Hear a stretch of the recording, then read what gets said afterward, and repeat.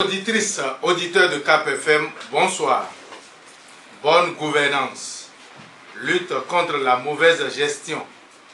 Voilà un refrain qui est fredonné depuis des lustres dans notre pays. Chaque fois qu'un régime s'installe, il fait face à la même chanson. Nous sommes à l'ère de la rupture qui donne un nouveau départ, dit-on. Mais sur ce plan, la rupture se fait attendre. On crie encore sur certaines langues, mauvaise gouvernance et autres. Ce jour, dans Questions actuelles, nous recevons un acteur politique pas des moindres. Il s'agit du vice-premier ministre, ancien ministre d'État en charge de l'enseignement supérieur et de la recherche scientifique, ancien député à l'Assemblée nationale, président du parti Mouvement Espoir du Bénin, François Adebayo Abiola. Notre invité scrute l'actualité socio-politique avec nous dans cette émission Questions actuelles, dont la mise en onde est assurée par Serge Yvon Kenha. Réalisation et animation, Lucien Dossou. Nous bénéficions du soutien de notre guide intellectuel, Jérôme Carlos, qui est dans son coin pour nous accompagner. Chabel Zinsou, notre webmaster, assure le nettoyage de cette émission sur la page Facebook de Cap FM. Amis auditrices, auditeurs de Cap FM, votre participation est attendue au 21 33 52 25 ou au 95 Cap FM à partir de 22 h pour exprimer vos préoccupations. Mesdames, Messieurs, de nouveau, bonsoir. Monsieur le vice-premier ministre, bonsoir. Bonsoir, monsieur. Bienvenue dans cette émission Questions actuelles. Nous avons l'honneur de vous recevoir alors que vous avez été décoré il y a de cela à quelques jours, pour ne pas dire quelques semaines. C'est une double décoration. Vous, monsieur François Adebayo Abiola, le professeur, dira-t-on simplement. Qu'est-ce qui vous vaut cet honneur de double décoration? Merci beaucoup. Merci de m'avoir invité à ce micro pour échanger avec vous et avec vos auditeurs. Disons que j'ai eu le plaisir et l'honneur de recevoir la décoration de commandeur de l'OIPIA, l'Ordre international des femmes académiques du CAMES, et ensuite une décoration de l'Ordre national du Bénin, et Grand Croix. Qu'est-ce qui vous a valu, qu'est-ce qui vous a permis d'avoir toutes ces décorations-là? Commençons par le commandeur de l'OIPIA. Et le CAMES, depuis 2002, a créé un ordre. Et cet ordre-là décore des enseignants qui ont rendu des services que le CAMES juge assez importants pour lui et décèle donc cette décoration-là aux enseignants des universités de son espace. Disons que moi, pour ce qui me concerne, j'ai eu chance, et lors de la création du CAMES, j'étais directeur général dans un établissement inter-État au Sénégal. J'ai donc participé à la création de l'ordre. Et dans l'ordre, vous avez le conseil de l'ordre qui définit des critères assez rigoureux pour désigner des enseignants qui sont appelés à être promus dans cet ordre-là. Donc, j'ai donc été déjà officier de cet ordre-là. Et après, comme j'ai dit, c'est une opportunité d'échange pour moi. J'ai participé pratiquement à tous les organes, à toutes les étapes, à tous les organes, je dirais, du CAMES. C'est-à-dire que vous avez le CCG, Conseil consultatif général, qui réunit les recteurs et les directeurs des établissements centraux de nos États. Et vous avez le CTS et vous avez les concours d'agrégation. J'ai donc été 3 fois président du jury d'agrégation. Et donc tout ça, c'est... Et ensuite, le bouquet, et j'ai été ministre de l'enseignement supérieur. Donc je pense que c'est tout ça que le conseil de l'ordre actuel a examiné, a décerné cette décoration. On sait que vous êtes professeur. Il y a d'autres citoyens qui ne savent pas ce que vous enseignez. Oui, je suis d'abord de formation de base docteur vétérinaire. Et ensuite, je me suis spécialisé en toxicologie fondamentale, toxicologie de l'environnement toxicologie agroalimentaire. Et qu'est-ce que ça veut dire, toxicologie? Toxicologie, c'est-à-dire que c'est tout ce que lorsque vous utilisez, peut devenir néfaste pour votre organisme. Et là, vous avez été performant d'une manière ou d'une autre. Je pense, puisque j'ai eu l'agrégation dans ce domaine. La deuxième décoration. La deuxième décoration, c'est une décoration nationale.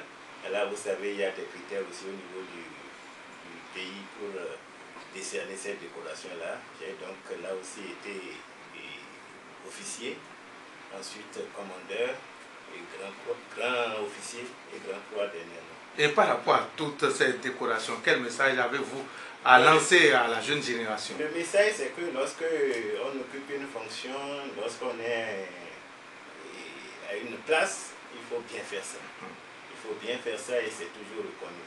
Et j'ai dit la dernière fois, lorsque je parlais au nom des récipiendaires du CAMES, j'ai dit que la meilleure décoration, la meilleure reconnaissance, c'est celle qui est faite par les pairs.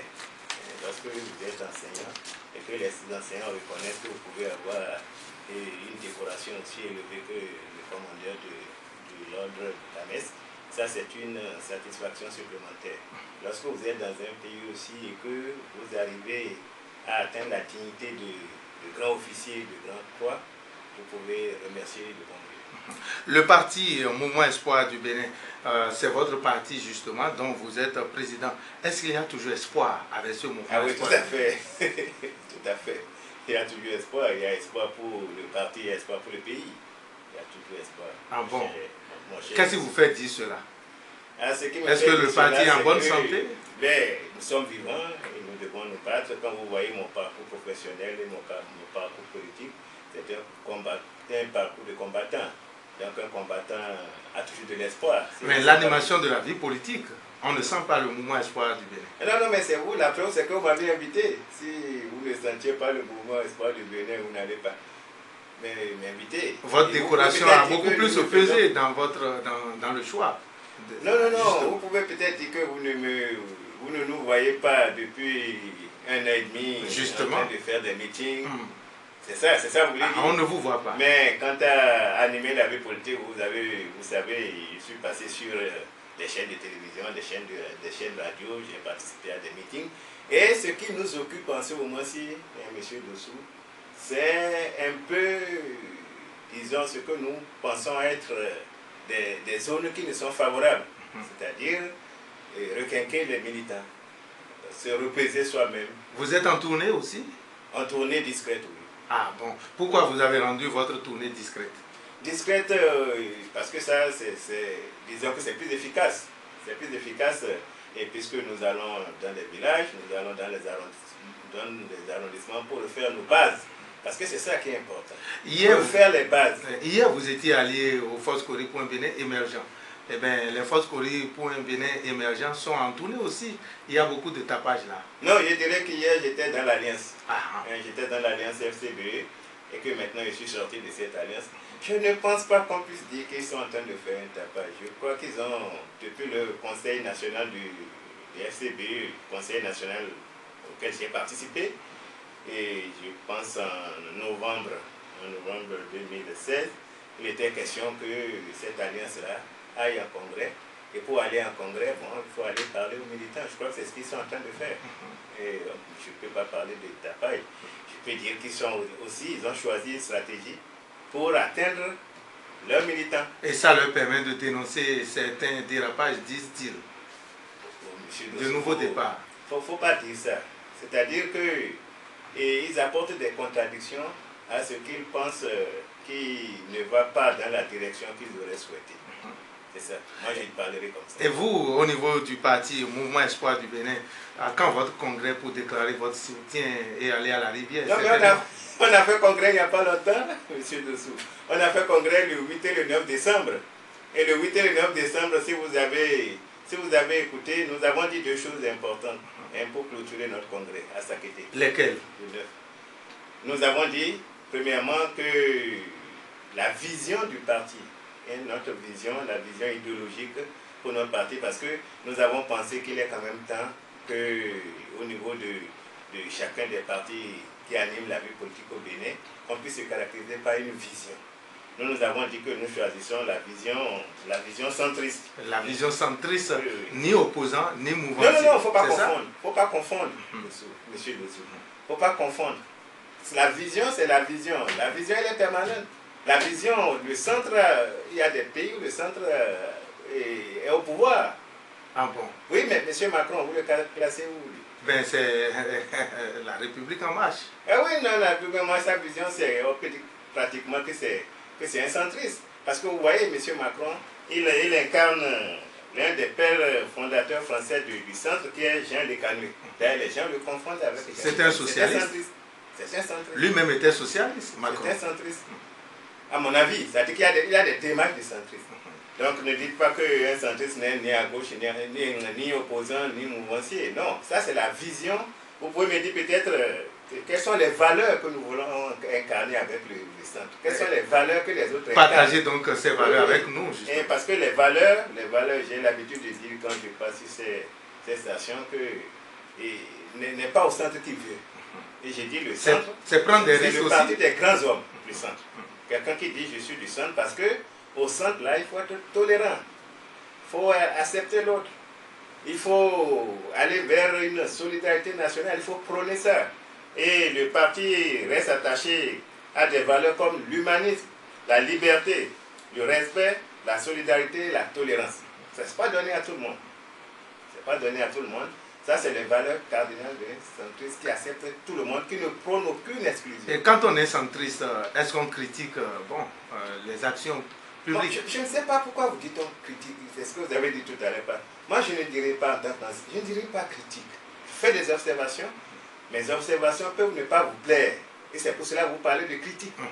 Et lorsque mes observations vous plaisent, on peut dire aussi que, bon, ben là, on fait... Vous êtes mouvancier. Non. C'est ce que les gens vous avez vraiment mouvancier. Et je disais qu'on avait pris des décisions à s'acquitter. J'ai dit la vision. Tout à fait. Et ensuite, la deuxième décision que nous avons prise, nous avons dit, quelle est notre position en décembre, quelle est notre position par rapport au gouvernement actuel? C'est-à-dire que lorsque vous êtes un parti politique, vous devez dire quelle est votre position par rapport au gouvernement actuel. Et en décembre, nous avons dit, nous, ni pour ni contre, qu'on veut être juste au milieu pour dire ce qui est bon, on dit c'est bon, ce qui est mauvais, on dit c'est mauvais. Mais vous savez, cette position peut évoluer. Et c'est pourquoi j'ai dit que c'est intéressant. Depuis décembre, oui, la position a sans doute évolué. Et qu'est-ce que vous êtes? Mais vous le saurez là, parce que le bureau politique du MEF, je vous donne le scoop, va se réunir à Zogodomé le 9 septembre bientôt. Le 9 septembre, dans quelques jours. Et pour mais nous dire que vous soutenez les actions du gouvernement, sans doute. Ça a évolué. Vous soutenez le PAG. Mais si vous m'avez invité ici pour qu'on passe en revue des catalogues, des clichés, bon, j'aurais dû rester à la maison.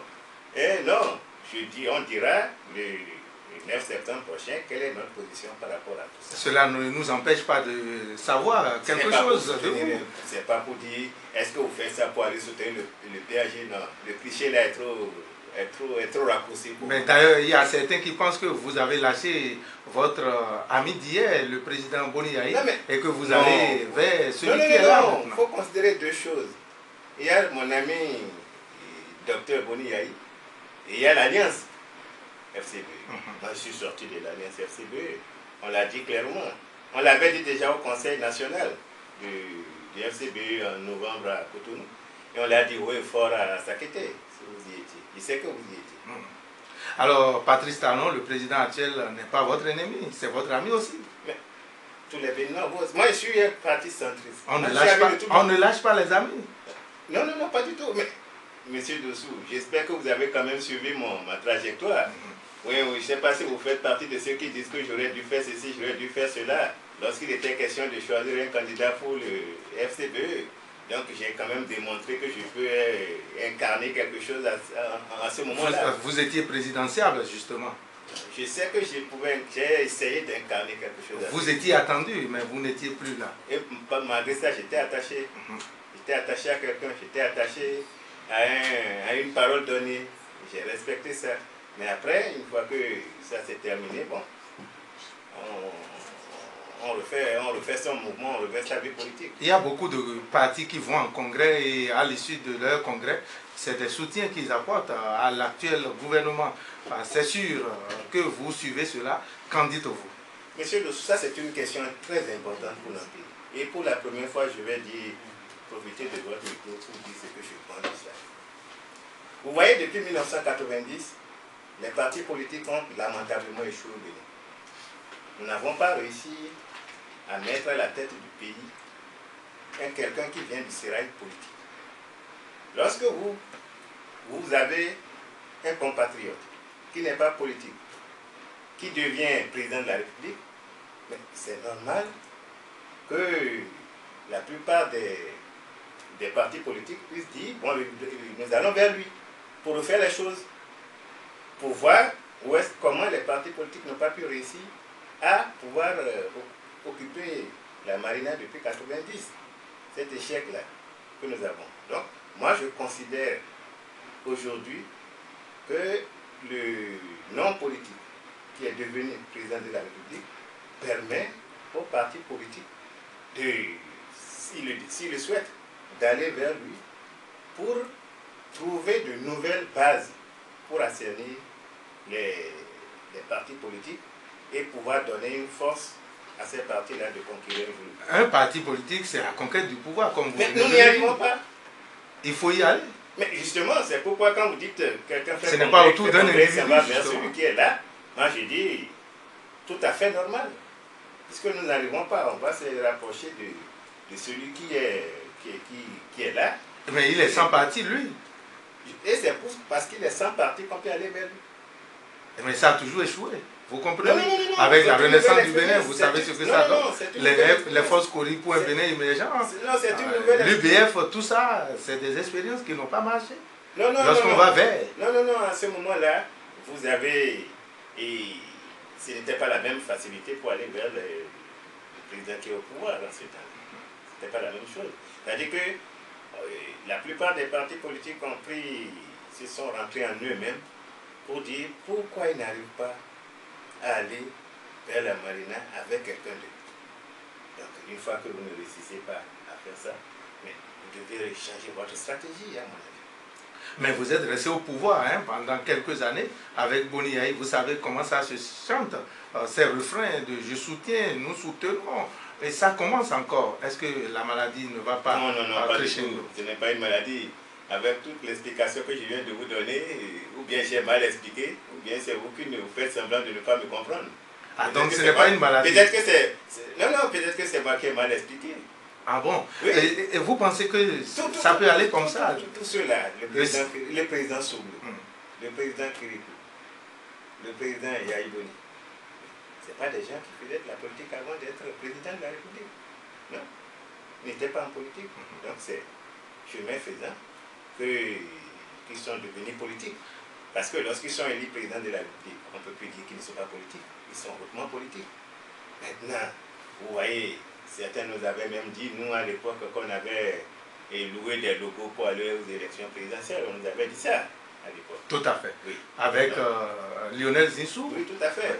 Donc ça veut dire que, M. Dossou, c'est un point très important que dans notre pays, nous avons besoin d'une réforme des partis politiques. Et le système partisan a besoin d'une réforme. Réforme. Et non de tourner autour d'une personne. Une grande réforme. Si vous voulez mon avis, là aussi, je profite pour le souligner.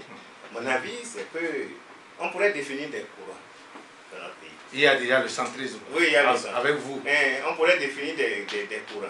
On pourrait dire gauche, droite, centre-gauche, centre-droite, peu importe.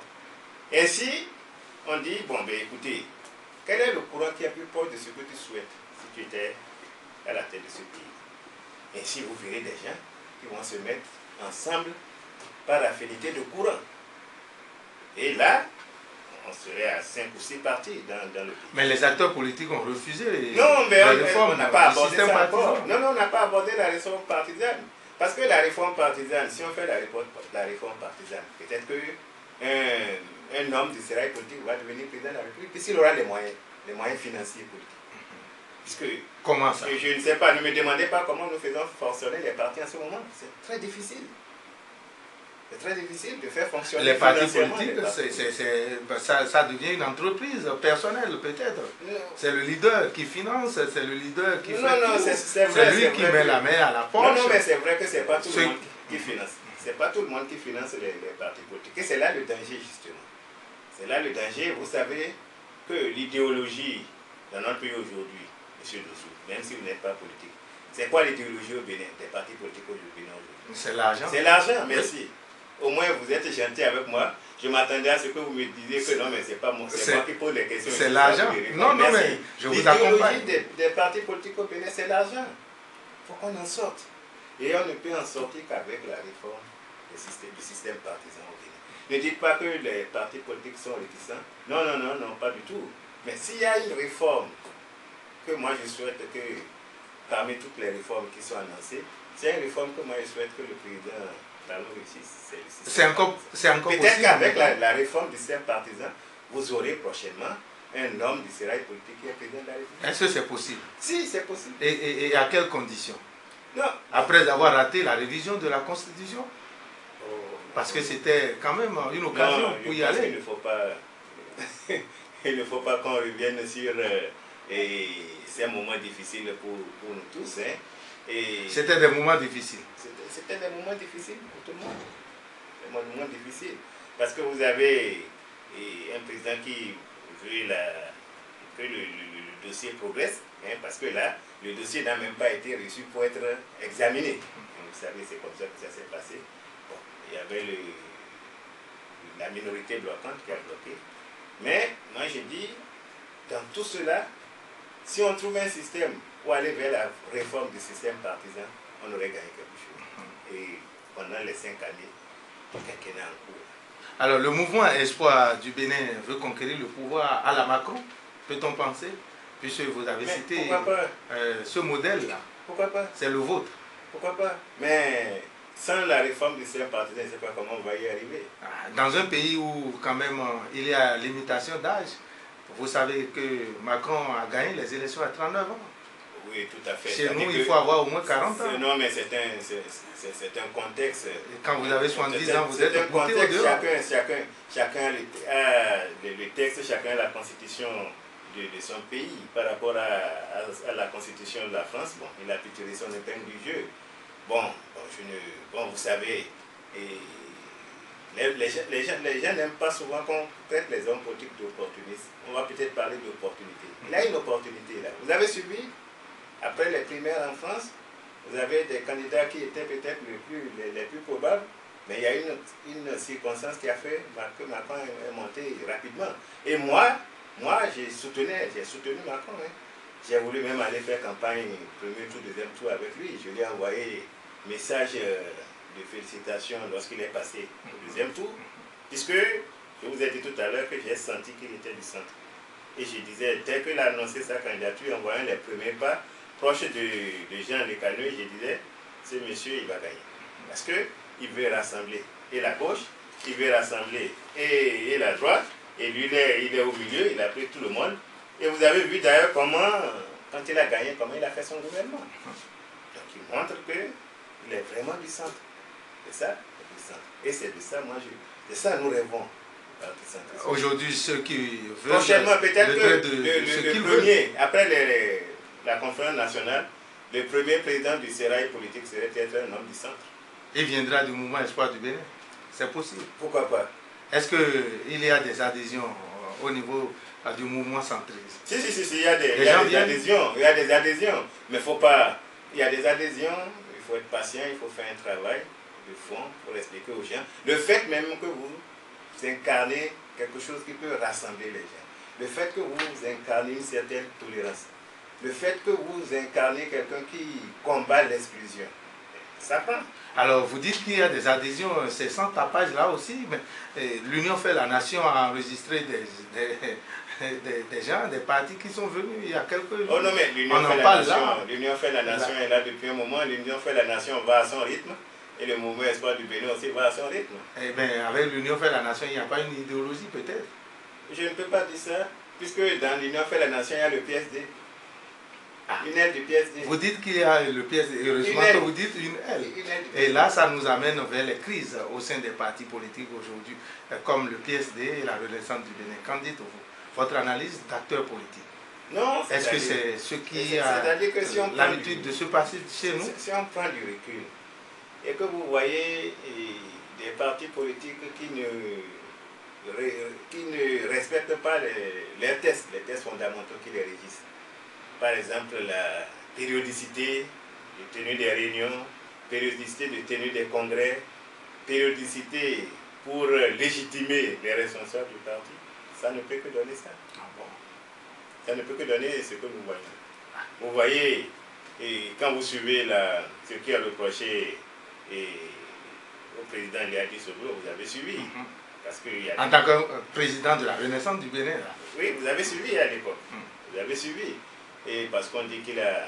D'abord, si je me rappelle, dans les grandes lignes, on dit, bon, ben, pour choisir le candidat pour la présidentielle de 2016, c'était pas consensuel. Ensuite, les responsables du parti, la désignation des responsables du parti, ce n'est pas régulier.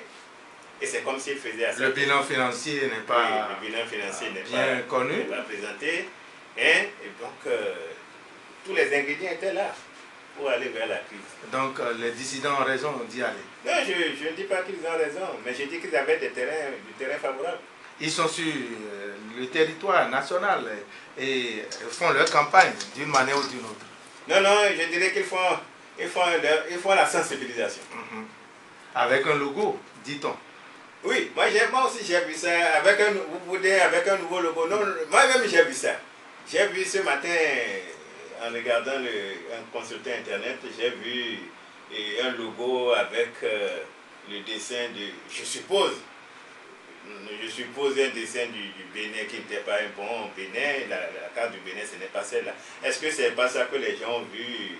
Ils ont dit, ah, cette carte du Bénin n'est pas la carte. Mal dessinée, certainement. Et ils ont dit, ah, peut-être qu'ils ont changé de logo. Non, je pense que c'est une...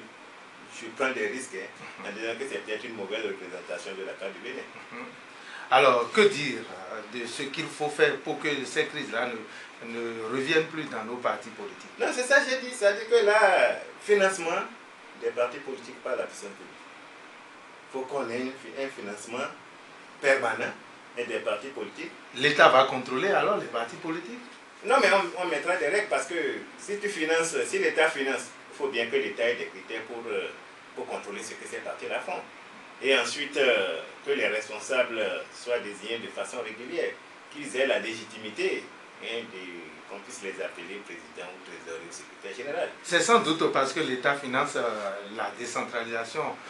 Quelque part qu'on va à des révocations. Vous connaissez le cas du maire de Cotonou. Non, non, est-ce que c'est parce que l'État... Non, je ne pense pas. Et il y a que l'État donne de l'argent là aussi. Vous voulez nous amener à parler du cas de Liadi Soglo. C'est normal, l'État finance les communes. C'est donc normal que l'État puisse avoir ses yeux pour savoir ce qui se passe dans ces communes-là. C'est une première. Si on veut parler du cas de Liadi Soglo, M. Dessous, le cas de Liadi, c'est intimement lié à la loi 97-029 portant organisation des communes en République du Bénin. Donc c'est sur cette loi-là que la tutelle, qui est le préfet et le ministre de la décentralisation, puis le gouvernement, c'est sur cette loi-là que tous ceux-là se sont basés certainement pour prendre la décision. Je vais vous donner 3 articles. Lesquels? 3 articles de cette loi 97-029. Et vous avez l'article 54. L'article 54 dit que le maire ou l'adjoint qui commet une faute lourde peut être révoqué de ses fonctions. La faute lourde est constatée par l'autorité de tutelle qui, après avis du conseil départemental de concertation et de coordination créé par l'article 16 de la loi 97-028 portant organisation de l'administration territoriale en République du Bénin, en dresse rapport au ministre chargé de l'administration territoriale. Celui-ci peut prononcer la suspension du maire ou de l'adjoint et proposer le cas échéant la révocation au conseil des ministres. Donc c'est prévu. C'est prévu. C'est une première. Peut-être que c'est la première fois. C'est la première fois qu'on vit cela. Depuis qu'on est dans la repos démocratique. Justement. Donc c'est prévu. La question que certains se posent, c'est quoi? C'est quoi la faute lourde? moi, c'est heureux aussi que cette loi-là, loi 97-029, est déjà fixée ce qu'elle entend par faute lourde. Et c'est l'article 55 qui dit constitue des fautes lourdes au sens de l'article ci-dessus, donc l'article 54, les faits ci-après. Utilisation des fonds de la commune à des fins personnelles. Prêt d'argent effectué sur les fonds de la commune. Faux en écriture publique. Refus de une délibération du conseil communal. Vente ou aliénation abusive des biens domaniaux. Toute autre violation des règles de déontologie administrative. Donc je pense que si on regarde ces six fautes-là, c'est tellement que l'autorité de tutelle a trouvé ce qui est faute lourde. Mais pour certains, il y a acharnement. C'est ce que certains pensent dans notre pays. Comment? Acharnement politique. Oui, c'est-à-dire que certains peuvent... Parce que maman a dit non à la révision de la Constitution. Non. Parce que papa parle, il faut siphonner le fils d'une manière ou d'une autre. En tout cas, c'est dans l'opinion publique qu'on entend cela. L'observation qu'on peut peut-être faire, c'est la célérité. Mais, je vous ai lu 2 articles qui montrent que c'est prévu. Mais c'est la célérité avec laquelle ça s'est fait. C'est peut-être là où on peut... Mais quand il y a danger, il faut aller vite aussi. Voilà, c'est à ce niveau-là. Sinon, c'est prévu. Et ensuite, le 3e article, c'est vrai que c'est prévu. L'article 54, l'article 55 dit ça. Mais l'article 58 dit toute décision portant démission d'office, suspension ou révocation du maire ou de ses adjoints est susceptible de recours pour excès de pouvoir devant la juridiction administrative compétente. Je crois que monsieur l'a dit. Et que dire du cas de Ouida? Que dire? Du cas de Ouida avec Séverin Adjoli. Le cas de Ouida, ça c'est une destitution. Justement. On l'a destitué.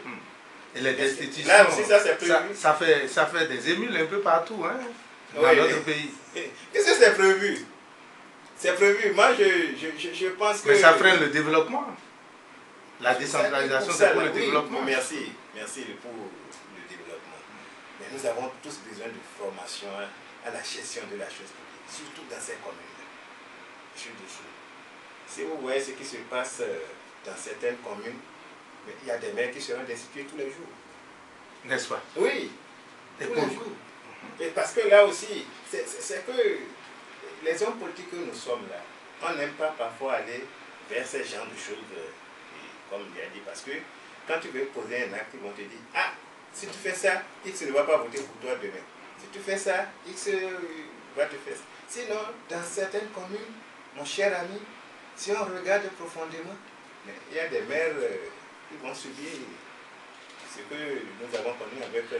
Liadi. Est-ce qu'on ne peut pas penser que la décentralisation est mal non, c'est pas ça, c'est pas ça. C'est pas ça, c'est la qualité des ressources humaines que nous avons. Moi, je suis très bien placé pour vous en parler. Mais vous pouvez m'inviter une fois, on va en parler. Il faut le cas concret de certaines communes. Il faut retirer aux politiques la gestion de nos communes. Non, tout à fait. Vous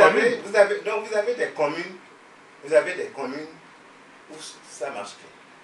Lorsque vous avez des communes où vous avez le maire, les autorités qui animent la mairie, qui veulent gérer par exemple une mairie par terrorisme. Parce qu'il y a beaucoup de diplômés sans emploi, justement, qui font là, par non-tolérance, par qu'est-ce que vous dites, par pression sur la population avec des cas de gestion critiquables. Donc ça ne peut donner que ça. Ça peut donner que ça. Ça veut dire qu'on a connu. Bon, ce qu'on dit aussi, c'est qu'il y a eu beaucoup de destitutions relativement par rapport aux autres mandatures, qui a un nombre relativement plus élevé de maires destitués en 2016-2017. C'est peut-être pour cela que c'est plus clair. Sinon, la destitution des maires, comme vous voyez, moi je dis encore une fois que ça peut se faire tous les jours. Hein. Et quand vous voyez d'ailleurs un cas atypique, je ne vois pas très bien. Regardez le cas de Bonou. La commune de Bonou. En quelques oui, mois, ça dit que il est destitué, il est revenu, il est redestitué, il est revenu. Bon, moi j'étais député à l'Assemblée nationale. Il y a un soir là, on avait voulu mettre un niveau pour les maires, pour les conseils. Niveau intellectuel. Niveau, pas que de la licence. Et même là aussi, on voit des exemples. Vous avez des licences sur des maîtres d'arts, c'est critiquable tout ça là. C'est critiquable. Bon, je pense que ce qui avait dit à l'époque là qu'il fallait, parce qu'on était à un droit de mettre un niveau, hein, il faut, je me rappelle qu'il faut le bac pour les conseillers, il faut la maîtrise pour le maire. Bon, à un droit, et toi on a dit non, il faut enlever ça. Je pense qu'on avait bien fait. Parce que ça ne peut pas être un critère déterminant, hein, par rapport à l'éthique que nous avons pour gérer ces communes. Bon, c'est des exemples. Hein, ça fait combien de temps? Peut-être une vingtaine d'années. Ne faudrait-il pas revenir à l'autre système où la tutelle est directement liée à l'État central? On va faire disparaître. La décentralisation a échoué. Quand j'étais au gouvernement, il y a un collègue qui disait que c'est qu'on a sauté. Les textes n'ont même pas supprimé ça, mais c'est que nous-mêmes, nous avons, soit volontairement, soit involontairement, sauté une hiérarchie. La hiérarchie sous-préfet. On aurait dû garder ça. Que ce n'est pas enlevé, mais on a pu penser. Et ça pouvait permettre, comme les préfets, de surveiller pour le compte de l'État central ce qui se fait dans les communes. Et un collègue faisait cette réflexion-là. Et qu'est-ce que vous en dites? Non, ça va être des charges complémentaires pour l'État. Je pense que la décentralisation telle que ça se présente maintenant, c'est une bonne chose. Il faut plus de contrôle, c'est vrai. Il faut plus d'éthique de la part des maires. Il faut plus de tolérance, ces maires-là, entre eux. Mais elle est plus politisée, la décentralisation. C'est ça. Les indépendants sont même exclus. Oui, c'est ça, je vous dis. C'est ça, je vous dis. Parce qu'à cause de la politique, il y a des pas que nous aussi n'arrivons pas à franchir. Il y a des pas, on n'arrive pas à poser ces pas-là. Parce qu'on dit, si tu fais ça, ne fais pas ça. Hein. Si tu fais ça, il y a tel quartier là qui ne va pas voter pour toi la prochaine fois. Donc, il y a tout ça. Et il faut protéger l'électorat, c'est ça? Bon, je ne sais pas quel est le juste milieu, monsieur Dossou. Il n'y a pas de centrisme à ce niveau-là. Vous avez demandé solliciter les suffrages un jour. Est-ce qu'on ne peut pas aller au centrisme là? Si,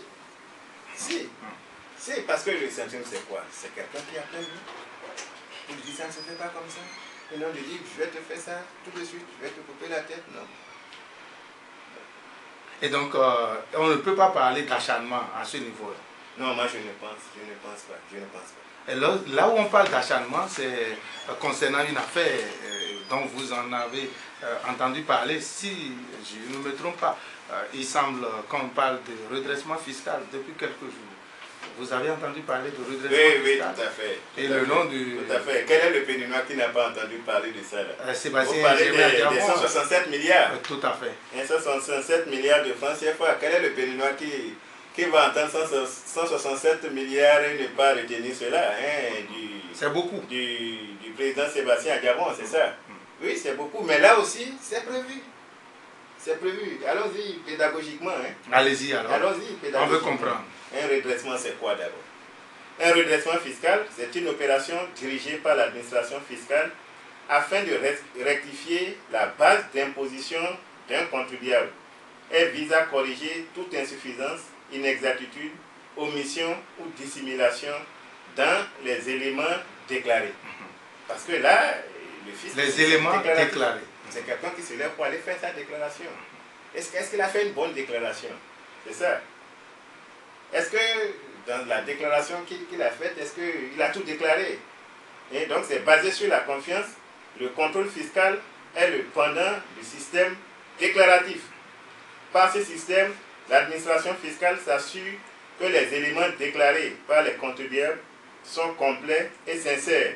Et donc en cas d'insuffisance, d'inexactitude, d'omission ou de dissimulation dans les déclarations de revenus, l'administration peut procéder au redressement fiscal du contribuable. Le redressement fiscal, ça permet de régler des problèmes d'ordre politique, certainement. Oh, bon, fait mal à l'autre. Comme nous sommes des hommes, et que il s'agit d'un homme politique, c'est sûr, on dira que c'est parce que c'est ceci, c'est parce que c'est cela. Mais n'oubliez pas hein, que ça c'est pour 3 ans. Hein. 3 ans. 3 ans. Le redressement fiscal a été fait sur 3 ans, 2006, 2005, 2004. C'est ça qui donne 167 milliards. Ah, ce n'est donc, moi, je ne dis pas une affaire de... Je ne dis pas que ça se justifie, hein, ça, c'est 167 Ce n'est même pas une affaire de nouveau départ, alors. Non, faut pas dire. C'est une vieille affaire. Non, mais bien sûr, si on regarde les dates, hein, les dates de contrôle. Et n'oubliez pas aussi en 2012, hein, j'ai dit donc 2014, 2015, 2016, c'est ça les 167 milliards.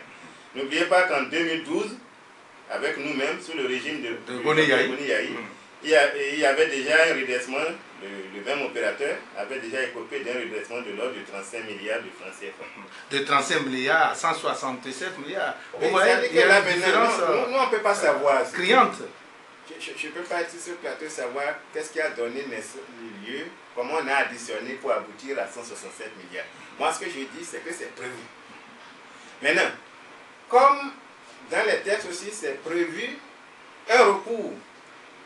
Lorsque vous n'êtes pas d'accord avec le redressement, 30 jours de recours, et l'administration a 30 jours aussi pour vous répondre. Allons au couvent avec vous, monsieur le vice-premier ministre. Vous avez été ministre d'État également. Nous allons rester dans le couvent avec vous pour dire comment le redressement fiscal est décidé, par exemple. C'est un conseil des ministres? Non, pas du tout. Comment ça se passe? C'est la direction des impôts, les gens qui s'occupent du fisc, c'est eux qui doivent, c'est leur travail régulier. Donc ce n'est pas une affaire du conseil des ministres? C'est ce que je vous ai expliqué tout à l'heure, c'est déclaratif. Chaque année, tu dois aller te présenter à la direction des impôts pour faire la déclaration. C'est comme nous qui avons des maisons. On va là à la mairie déclarer notre position pour qu'on puisse nous donner les impôts que nous avons à payer. Donc, si tu as des sociétés, tu dois aller faire la déclaration. Maintenant, tu fais la déclaration cette année, tu fais la déclaration de l'année dernière, de l'autre année. Les agents de ce service-là, ces agents vont dire, bon, on va aller voir si ce que tu as déclaré est bon. Donc, normalement, c'est un travail régulier. L'État n'a pratiquement pas grand-chose. Ce n'est donc pas dirigé contre une seule personne. Mais ça dépend aussi de... Et il y a beaucoup d'autres entreprises qui sont concernées par des redressements. Oh, non, écoutez, est-ce qu'on peut dire que c'est l'exécutif qui envoie... Votre question c'est quoi? Est-ce que c'est pas le chef de l'État qui dit, oui. Vas-y me contrôler celui-là? C'est ça que vous voulez dire? Oui, justement. Non, mais si c'est ça, ça veut dire que celui qui est commis pour faire le travail ne fait pas son travail. Parce que normalement, celui qui fait son travail doit faire son travail et présenter les résultats de son travail au ministre des Finances. Et si c'est gros comme ça, lui peut, à titre informatif, il peut aller informer le président pour dire, ah, nous avons tel dossier. Puisque vous dites qu'il faut qu'on reste dans le couvent. Et si on doit rester dans le couvent... On va voir le chef de l'État pour lui dire, il y a un tel dossier. Il y a un tel dossier. Bon, normalement, qu'est-ce que vous voyez? Vous voulez qu'un chef d'État dise? De ne pas en parler d'abord, parce qu'on pourrait parler d'acharnement. Bon, il peut fermer les yeux là-dessus? Non, chacun a son tempérament pour gérer les choses. Ce que moi je veux souligner ici, c'est que c'est dans le cycle normal des choses. Quand vous avez un service, il y a un service qui est chargé de ça dans la vie. Ce service doit aller vers les promoteurs, vers les grands promoteurs, pour voir si les déclarations que ces promoteurs font, si ces déclarations sont conformes aux réalités de l'entreprise. Ça, c'est du normal, ça. Et si l'entreprise ne payait pas, qu'est-ce qui peut se passer? Ah, bon, je ne sais pas. Puisque vous n'êtes pas dans la fiscalité, c'est ça, justement. Non, mais c'est sûr qu'il y a... Il y a des systèmes qui sont prévus hein, pour que l'opérateur puisse venir payer, c'est sûr, mais moi, j'avoue que je ne sais pas. Qu'est-ce qu'il faut faire? Eh bien, quand le problème s'est posé au moment où vous étiez au... On a négocié. Comment vous avez négocié? On a négocié. C'est vous qui avez négocié ou bien? On peut pas, on le sait, tout le monde le sait au Bénin, que grâce à la médiation du clergé béninois, on a trouvé une solution au 35 juillet. On peut aussi négocier maintenant, c'est possible. Je crois que je ne suis pas là-bas. Donc, ils peuvent le faire. Ah, vous n'êtes pas là-bas. Vous voulez dire que vous n'êtes pas au pouvoir. C'est ça. Mais vous avez quand même des éléments, des exemples à donner. Non, mais nous on a dit qu'on a négocié avec les 35 milliards à l'époque. Et l'État a perdu. Parce qu'il y a des bonnes volontés à l'époque, le clergé qui s'était impliqué. Bon, je sais que moi-même, en tant que ministre d'État à l'époque, j'étais intervenu. Vous étiez encore centriste en ce moment? Non, on n'avait pas encore de vision idéologique à l'époque. J'étais là, j'étais ministre d'État à ce moment-là. avec le ministre Bien à l'époque, on avait essayé de faire quelque chose et le clergé nous a beaucoup aidé. Et là, c'est sur le dos du contribuable béninois. Oh non, on négocie sur le dos des pauvres citoyens qui ont besoin.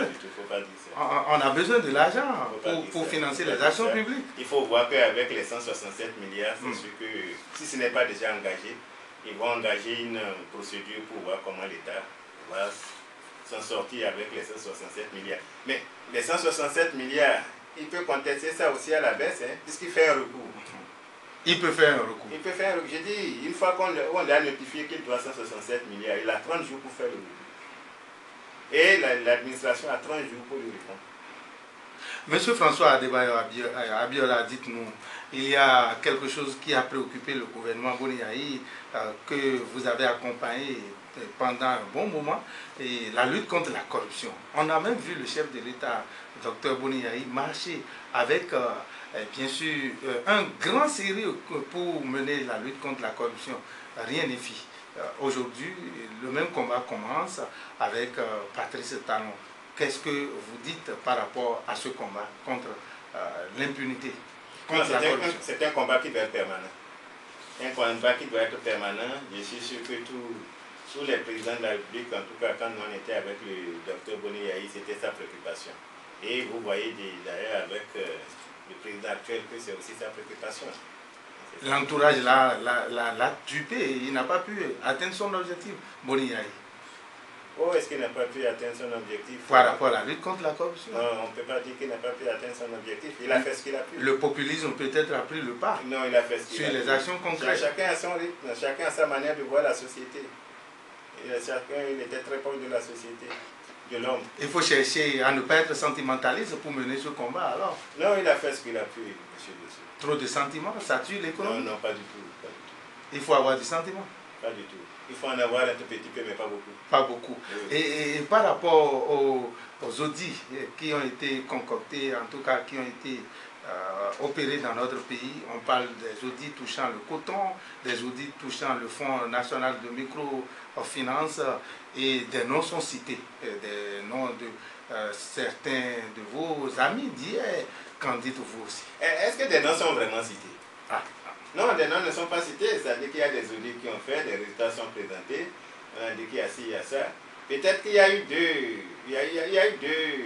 deux noms, selon, avec ma lecture. Hein. Tout à fait. Il y a eu deux noms pour le FNM. On a dit les DG, puisque là on connaît le nom des deux DG. Mais pour les autres, le coton, je ne sais plus, je ne suis pas sûr qu'on ait cité des noms. Peu importe, on a trouvé qu'il y a des choses à redire dans la gestion. C'est vrai que quand on a publié ces résultats, il y a mes collègues, mes anciens collègues, qui ont fourni des explications. C'est normal qu'ils ont fourni des explications, mais ça ne veut pas dire que l'audit a cité leur nom. À mon avis, les deux grands noms qu'on a cités, c'est celui dont je vous... Faudrait-il faire des audits et ne pas aller jusqu'au bout, punir ceux qui ont commis des malversations et rester à l'étape de publication? Non, il y a deux niveaux. Il y a de bavardage autour? Non, il y a deux niveaux. Il ne faut pas dire qu'on ne va pas jusqu'au bout. Il y a deux niveaux. Il y a d'abord l'audit aussi, la façon dont l'audit est fait. Est-ce que c'est contradictoire? Est-ce que chacun s'est défendu? Est-ce que chacun a fait ci? Chacun a fait ce qui lui revenait? Une fois que ça c'est fait, on a dit on transmet à la justice. Est-ce que la justice a tranché que c'est vrai que ces chiffres-là sont les bons chiffres? Il faut attendre la justice. C'est pas parce que... C'est-à-dire, il ne faut pas aller d'un extrême à l'autre. Vous avez dit l'autre avait les sentiments, était sentimentaliste, il n'était pas allé. Et maintenant, parce qu'on veut faire plaisir, donner des têtes tout de suite, il dit bon, écoutez, on y va, prenez sa tête coupée là. Non. Donc il faut attendre que toutes les procédures soient respectées. Si ce fait que c'est révélé, que c'est des malversations. Parce que là aussi, on n'a pas dit encore, dans tout ça qu'il y a malversation, on a dit qu'il y a des irrégularités. Donc il faut attendre que tout ça soit clarifié. Il faut, la clarification, ce serait pour quand? On attendra toujours, comme on en a. Non, je ne pense pas que l'attente... Nous sommes avec la rupture, c'est ce qu'on a dit. On verra bien. Je ne pense pas que l'attente va être longue. Vous êtes pour la rupture ou bien vous préférez qu'on reste toujours dans cette continuité de... non, mais la preuve, c'est que j'ai dit qu'il faut peut-être mettre la procédure pour y arriver. Personne ne peut accepter et qu'on puisse laisser des malversations ou des irrégularités, créer des irrégularités qui sont vraiment des malversations, qu'on puisse laisser ça impuni. Personne ne peut accepter ça. Vous avez dirigé le département ministériel de l'enseignement supérieur et de la recherche scientifique pendant un bon moment lorsque vous étiez au gouvernement.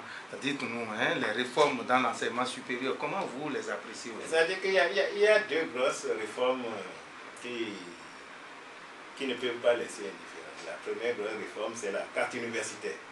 Et vous savez, avant de partir, nous avons laissé une carte universitaire qui était basée sur les centres universitaires. Et ces centres universitaires, au nombre de 22, on devait regrouper pour aller vers cette université. Et c'est ce que nous avons fait. Donc 22 centres universitaires regroupés en cette université. Bon, et lorsque le gouvernement actuel est arrivé, on a resserré pour arriver à 4 universités. Bon, voilà la réforme. Une aberration ou une absurdité? Non, non, est-ce qu'on peut parler d'absurdité? C'est des gens intelligents aussi qui ont eu à faire ça. Nous, on a cru que c'est... Est-ce à dire que ceux qui avaient fait l'autre... Il a fait ce qu'il a pu. Nous aussi, nous avons fait ce que nous avons pu avec lui. Bon, quant à l'argent qui ne circule pas, je n'en sais rien. On constate que ça ne circule pas. Il y a même des Béninois qui refusent de l'argent, sous prétexte que c'est faux. Vous voyez. C'est trop lisse. Non, oui. l'argent, non, mais si c'est faux, peut-être que c'est faux aussi. Peut-être que si c'est des faux billets, parce que le ministre de l'Intérieur a déclaré, a annoncé qu'il y a des faux billets qui circulent. Oui. Si c'est ça, on doit refuser. Mais si c'est parce que c'est un vrai billet qui est fatigué, c'est-à-dire que les billets là qui sont fatigués, mais c'est un vrai billet, pourquoi il va refuser ça? Même des banques refuseraient, paraît-il. Bon. On n'est pas dans ce débat. Le pont de Porte-Novo, quelqu'un a posé la question, c'est pas... C'est oui. Romain, Daga Romain. C'est Benjamin Bossé, non, c'est Ekaye qui parle du pont de Porte-Novo. Oui, c'est-à-dire que le pont de Porte-Novo, moi je prie Dieu pour que sous le quinquennat du président Talon, que ce travail-là puisse être fait. Regardez la dernière fois quand il faisait des réparations sur le pont.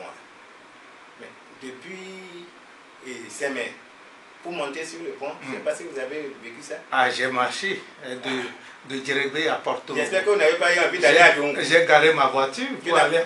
Vous n'avez pas eu envie d'aller à Djongo pendant ce temps-là. Ça m'avait plu. Ah c'était tout un calvaire. Donc le président, bon, on avait eu l'idée aussi, le président Talon a dit qu'il va réaliser ce double pont-là. Ce serait une bonne chose pour nous tous. Et que dire de Toleba qui accueille à l'entrée du pont? Oui, le Toleba, bon. Hein, oui, ça c'est de l'Assemblée nationale. Non, ça c'est un grand Toleba. C'est-à-dire qu'on était... Ça fait mal au cœur. Moins que le Toleba réel. Non, ça fait mal au cœur. Parce que c'est ça aussi l'intelligence des Béninois. Parce que lorsque les Chinois disaient je voulais, les Chinois disent je peux faire ça. On a tout fait pour dissuader les Chinois. Certains ont même menacé les Chinois pour faire ce travail. Parce que si c'était les Chinois, ils auraient fini en 2 ans. Bon, on a fait ça de proche en proche. Bon, le président Yaïboni voulait en faire un orgueil personnel pour inaugurer ça avant de partir.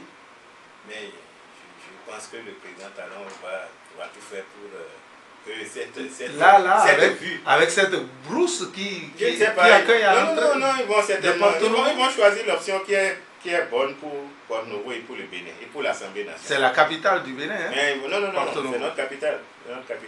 Moi, j'ai même dit souvent de ne plus mettre capitale politique. C'est la capitale. C'est la capitale? Voilà, c'est la capitale. Bon, on va dire que vous et moi, comme on est de même plateau, c'est pourquoi on dit ça. Mais non, mais nous sommes béninois. Tout à fait.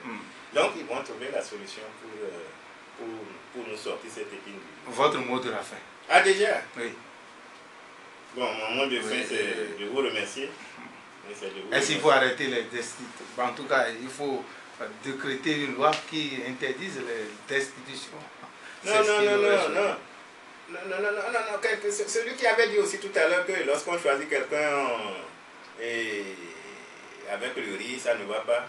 On a prévu aussi des sanctions à mi-chemin. Des sanctions à mi-chemin, c'est 5 ans. Si tu ne fais pas bien, on te renvoie. Et pendant l'intérim, là, tu as les élections législatives aussi qui arrivent. C'est des repères. Maintenant, la loi pour destituer, ce n'est pas la loi pour destituer qu'il faut demander. C'est le choix des hommes. L'éthique qu'on doit inculquer à ces gens-là. Et aussi, ce qu'ils doivent avoir comme conception de la gestion de la chose publique et de leurs concitoyens dans leur commune. Merci à vous, Monsieur le Vice-Premier ministre, Monsieur le professeur François Adebayor Abiola. Vous avez été ministre d'État en charge de l'enseignement supérieur et de la recherche scientifique. Vous êtes le président du parti politique Mouvement Espoir du Bénin. Vous avez été député à l'Assemblée nationale. Vous êtes passé sur cette émission Questions actuelles pour scruter avec nous l'actualité socio-politique. Merci d'être passé et on vous retrouve une autre fois. Les portes de la radio Cap FM sont largement ouvertes pour vous et vous passez quand vous voudriez pour partager vos réflexions avec les uns et les autres. Bonsoir à toutes et à tous. Serge Yvon Kera était à la mise en onde, réalisation et animation. Lucien Dossou, notre guide intellectuel, Jérôme Carlos est resté dans son coin pour nous accompagner jusqu'au bout. Chabel Zinsou, c'est lui, le webmaster qui a assuré le nettoyage de cette émission Questions actuelles sur la 99.6. Bonsoir chez vous. Rediffusion 9h30 ce dimanche, je dirais 7h30 plutôt. C'est 7h30 grâce à la dextérité de Serge Yvon Kera, modeste, je rectifie. C'est bien dimanche 7h30 en nouvelle diffusion. Vendredi prochain, je vous retrouve. Bye bye.